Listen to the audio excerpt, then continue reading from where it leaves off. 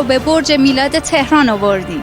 اساتید خیلی برجسته بودن، خیلی استفاده کردیم. یه دنیای ناشناخته که من شاید در کودکی رویاش رو داشتم، ولی الان همه اون رویاها داره به واقعیت میپیونده. بعد این آموزش‌ها اتفاق بیفته و بسیار کار قشنگی کردن. خب ما باید در هر زمینه و جایی که هستیم به فکر آیندهمون باشیم. و معتقدم که اگر کسی با این علم و با این دانش آشنا نشه، آینده رو از دست میده.